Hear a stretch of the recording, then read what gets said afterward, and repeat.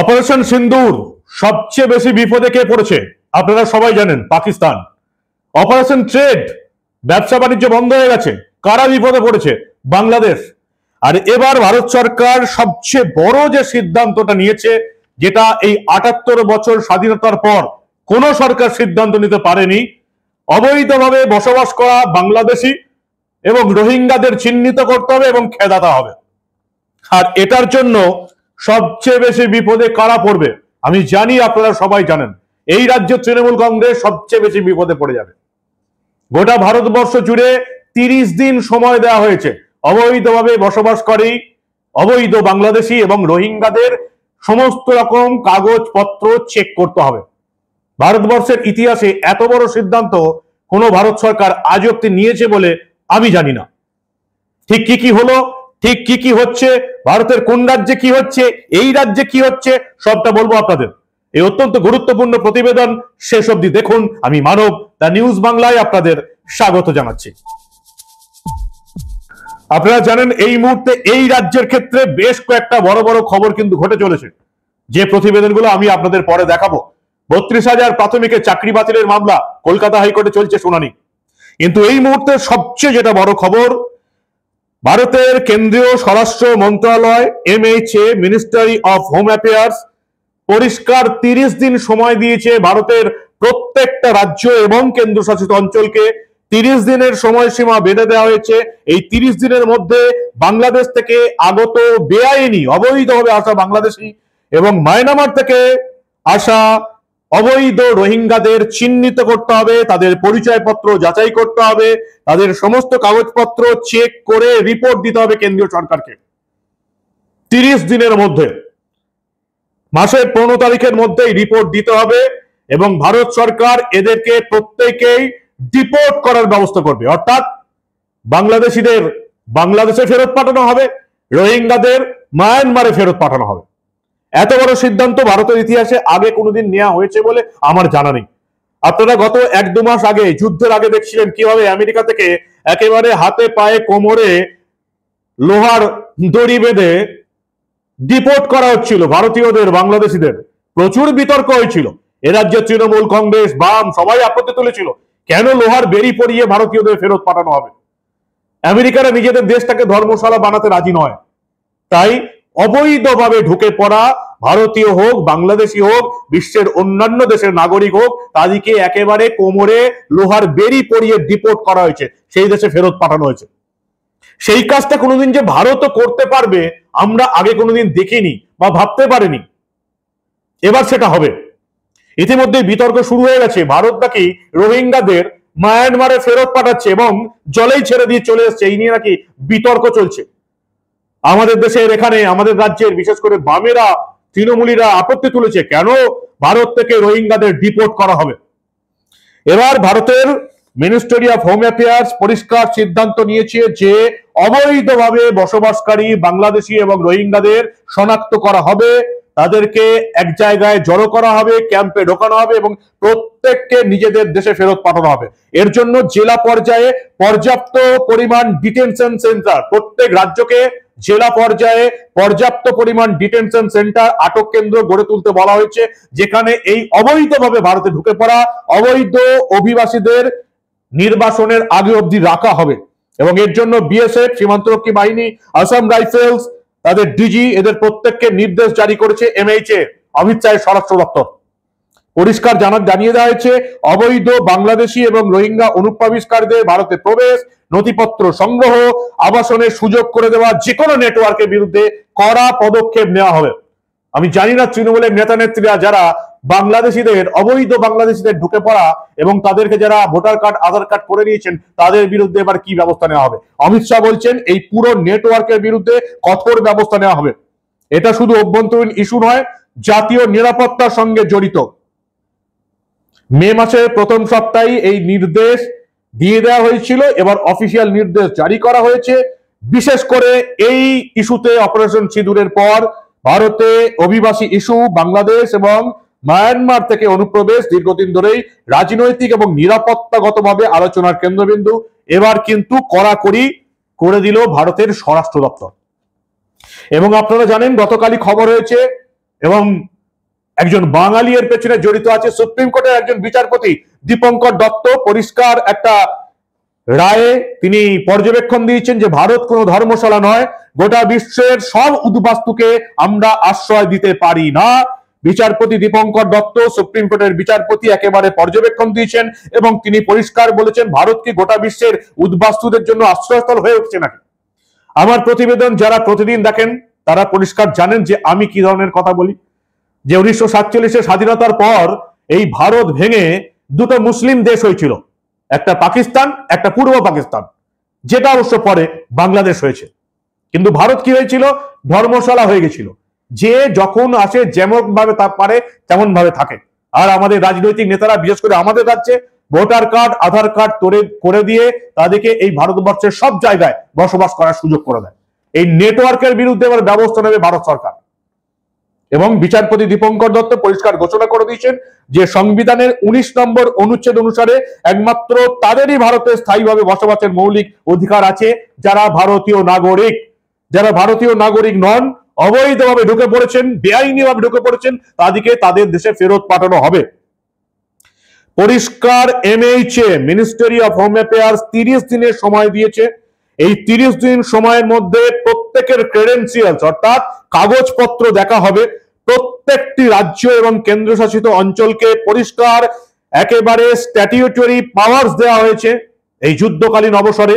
মানে প্রত্যেক রাজ্য এবং কেন্দ্রশাসিত অঞ্চলকে বিশেষ ক্ষমতা দেওয়া হয়েছে। কি করতে হবে?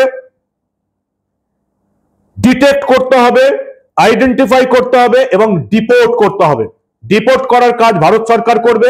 প্রত্যেক রাজ্যকে আপাতত এই ডিটেক্ট করতে হবে, আইডেন্টিফাই করতে হবে এবং তাদেরকে ক্যাম্পে রাখতে হবে যাদেরকে ভারত সরকার ডিপোর্ট করবে। অবৈধ বাংলাদেশি, অবৈধ রোহিঙ্গা অনুপ্রবেশকারী। সুপ্রিম কোর্টের নির্দেশ আসার পর ভারত সরকার যে একেবারে হাত খুলে খেলবে এটা নিশ্চয়ই আপনাদেরকে আর বলে দেওয়ার অপেক্ষা রাখে না। Union ministry of home affairs পরিষ্কার 30 দিনের ডেডলাইন দিয়ে দিয়েছে ভারতবর্ষের প্রত্যেকটা রাজ্য এবং কেন্দ্রশাসিত অঞ্চলকে এবং পরিষ্কার বলে দেওয়া হয়েছে ডকুমেন্টস চেক করো, কি কারণে ভারতে রয়েছে ভেরিফাইড করো। ভেরিফাইড করার পরে যদি দেখা যায় অবৈধভাবে বাস করছে প্রত্যেককে নিজের দেশে ডিপোর্ট করা হবে। আর যাদের কাগজপত্র ভেরিফাই হবে না এই 30 দিনের মধ্যে তাদের প্রত্যেককেও ডিপোর্ট করা হবে বাংলাদেশে বা মায়ানমারে। এবং সেন্ট্রাল পরিষ্কার ইনস্ট্রাকশন দিচ্ছে সমস্ত রাজ্য কেন্দ্রশাসিত অঞ্চলকে। সেই নির্দেশের কপি পরিষ্কার পাঠিয়ে দেওয়া হয়েছে DG border security force, DG Assam rifles অর্থাৎ সীমান্ত রক্ষা বাহিনী যারা আছেন তাদেরকে কিন্তু পাঠিয়ে দেওয়া হয়েছে এই নির্দেশ। ইতিমধ্যে আপনারা দেখেছেন দিল্লি, উত্তরপ্রদেশ, হরিয়ানা, পাঞ্জাব, আসাম, গুজরাট, রাজস্থান বিভিন্ন রাজ্যে এই সরকারের নির্দেশ মেনে অবৈধভাবে ঢুকে পড়া, বসবাস করা বাংলাদেশি এবং রোহিঙ্গাদের দেখা হচ্ছে এবং তাদেরকে একটা ক্যাম্পে ঢোকানো হচ্ছে। এদিকে প্রত্যেকে ডিপোর্ট করা হবে। এখন আপনারা যদি জিজ্ঞেস করেন আমাদের রাজ্য পশ্চিমবঙ্গ কি করছে, এই নোটিশ জারি হওয়া পর্যন্ত মিনিস্ট্রি অফ হোম অ্যাফেয়ার্স এই 30 দিনের ডেডলাইন জারি করার পর থেকে আমাদের রাজ্যে এই রাজ্যে বাংলাদেশি অবৈধভাবে বাস করা বাংলাদেশিদের কোনো ডকুমেন্টস চেক করা হচ্ছে কিনা বা রোহিঙ্গাদের ডকুমেন্টস চেক করা হচ্ছে কিনা তেমন খবর অন্তত আমার কাছে এখনো নেই। আমি দুঃখিত আপনাদের কাছে যে পশ্চিমবঙ্গে অবৈধভাবে বসবাস করা বাংলাদেশিদের এবং রোহিঙ্গাদের চেক করা হচ্ছে কিনা সেই খবরটা এখন নেই। আমাদের রিপোর্টারদের বলেছি পুলিশ সূত্রে বা সরকারি প্রশাসন সূত্রে খবর নিতে। যদি খবর পাওয়া যায় যে এই যে ভারতবর্ষের এই কটা রাজ্য, যে রাজ্যগুলোর নাম আমি করলাম হরিয়ানা, ইউপি, পাঞ্জাব, আসাম, দিল্লি, রাজস্থান, মহারাষ্ট্র, গুজরাট, এই ভারতবর্ষের বিভিন্ন রাজ্য যে ইতিমধ্যে কাজ শুরু করে দিয়েছে, তারা অবৈধভাবে বসবাস করে বাংলাদেশে এবং রোহিঙ্গাদের সন্ধান শুরু করে দিয়েছে এবং ভারত সরকারকে রিপোর্ট দিচ্ছে, তাদেরকে অলরেডি খেদানো শুরু হয়ে গেছে, নিজের দেশে ফেরত দেওয়া শুরু হয়ে গেছে। এরকম জিনিস এই পশ্চিমবঙ্গে শুরু হয়েছে কি না আমার জানা নেই। যেদিন রিপোর্ট পাবো আমি আপনাদের জানাবো যে পশ্চিমবঙ্গে কি হচ্ছে। কিন্তু তৃণমূলের সরকার আর 8 মাস পর ফেব্রুয়ারিতে এবারে ভোটের নোটিফিকেশন জারি হয়ে যাবে। 2026-এর বিধানসভা ভোটের আগে এই তৃণমূলের সরকার, এই তৃণমূলের নেতা নেত্রীরা যারা বাংলাদেশিদের প্রকাশ্যে ঘোষণা করে যারা এখনো ভোটার কার্ড, আধার কার্ড পাননি, তারা অমুক ভাই অমুক সাহেবের সঙ্গে যোগাযোগ করুন, ভোটার কার্ড এবং আধার কার্ড হয়ে যাবে, প্রত্যেকটা ভোট আমাদের চাই। যে সমস্ত তৃণমূলের নেতা নেত্রীরা প্রকাশ্যে ঘোষণা করেন সেই দলটা সেই শাসক দলটা কি আদৌ এই রাজ্যে বেআইনি ভাবে বসবাসকারী বাংলাদেশিদের বিরুদ্ধে, রোহিঙ্গাদের বিরুদ্ধে ব্যবস্থা নিতে পারবে? এখন অব্দি শুরু হয়নি, যেটুকু আমার কাছে খবর। ডিটেলস খবর পেলে যে পশ্চিমবঙ্গ কি করছে ভারত সরকারের নির্দেশ পাওয়ার পর আমি আপনাদের জানাবো। কিন্তু এই যে দেখেছেন কসবায়, এই যে দেখেছেন বিভিন্ন জায়গায় যে অবৈধভাবে বাংলাদেশিরা বসবাস করছে, রোহিঙ্গা জঙ্গিরা ঢুকে পড়েছে, গোটা ভারতবর্ষের বিভিন্ন রাজ্য থেকে তাদেরকে ধরা হচ্ছে। পশ্চিমবঙ্গ যাদের আতুর ঘর, সেখান থেকে এখনো একজনাকেও ধরা হয়েছে বলে আমার জানা নেই। যেটুকু আমরা দেখতে পাচ্ছি, এই রাজস্থানের যোধপুর থেকে ইতিমধ্যেই 148 জন ইললিগাল বাংলাদেশিকে, ইমিগ্রেন্টকে তাকে ডিপোর্ট করা হয়ে গেছে, ডিপোর্ট শুরু হয়ে গেছে।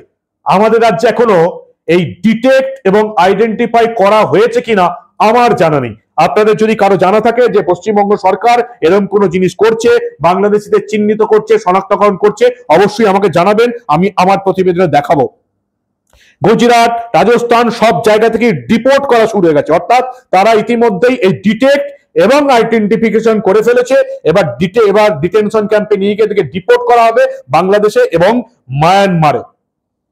প্রত্যেক রাজ্যকে অমিত শাহের দপ্তর থেকে পূর্ণ ক্ষমতা দেওয়া হয়েছে যে আপনারা অবৈধ বাংলাদেশিদের শনাক্ত করুন, ডিটেক্ট করুন, আইডেন্টিফাই করুন, ক্যাম্পে নিয়ে যান, ভারত সরকার ডিপোর্ট করে দেবে। আমি জানি না মমতা বন্দ্যোপাধ্যায় সরকার এখনো কিছু করেছে কিনা। ভোটের আগে মমতা বন্দ্যোপাধ্যায় সরকার এই রাজ্যে অবৈধভাবে বসবাসকারী বাংলাদেশি, যাদেরকে ইতিমধ্যেই ভোটার কার্ড, আধার কার্ড করে ভোটার করে দেওয়া হয়েছে, যারা 8 মাস পর ভোটে এই রাজ্যে তৃণমূলের হয়ে ভোটের সময় খাটবে, তাদেরকে কি আদৌ চিহ্নিত করা যাবে? তাদেরকে কি আদৌ চিহ্নিত করবে মমতা বন্দ্যোপাধ্যায় সরকার? তাদের কি আদৌ আইডেন্টিফাই করবে?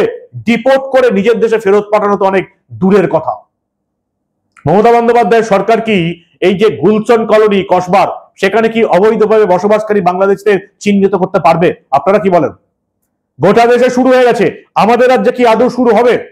যদি আমাদের রাজ্যে শুরু না হয়, তাহলে এই সরকারটাকে এই রাজ্যের মাথায় বসিয়ে রেখে লাভ কি আছে? পরিবর্তনের সময় যে এসে গেছে, এই ঘটনার পরেও যদি আপনারা বুঝতে না পারেন, তাহলে আপনাদের জেগে ঘুমিয়ে তারা ঘুম কেউ ভাঙাতে পারবে না। একটা চোরেদের সরকার চলছে, যারা শিক্ষকদের চাকরি চুরি করে নিয়েছে। একটা অযোগ্য সরকার চলছে, যাদের জন্য যোগ্য সবাইকে রাস্তায় নামতে হয়েছে। ডাক্তাররা রাস্তায়, শিক্ষকরা রাস্তায়, সরকারি কর্মচারীরা রাস্তায়, সবাই রাস্তায় নেমেছে একটা অযোগ্য সরকারের জন্য। সবাই মিলে, এই যোগ্যরা মিলে, আমরা মিলে যদি এই অযোগ্য সরকারটাকে রাস্তায় নামাতে পারি, তাহলে আর কাউকে রাস্তায় নামতে হবে না, কাউকে রাস্তায় ঘুমোতে হবে না। কি বলেন আপনারা? পশ্চিমবঙ্গ সরকার করবে? অবৈধ বাংলাদেশি এবং রোহিঙ্গাদের খুঁজে বের করবে, ভারত সরকারকে বলবে এই যে লোকগুলোকে আমরা খুঁজে বের করলাম, আপনারা একে ডিপোর্ট করুন। কি মনে হয়? আপনাদের মূল্যবান এবং গুরুত্বপূর্ণ মতামত জানান দা নিউজ বাংলার কমেন্ট সেকশনে।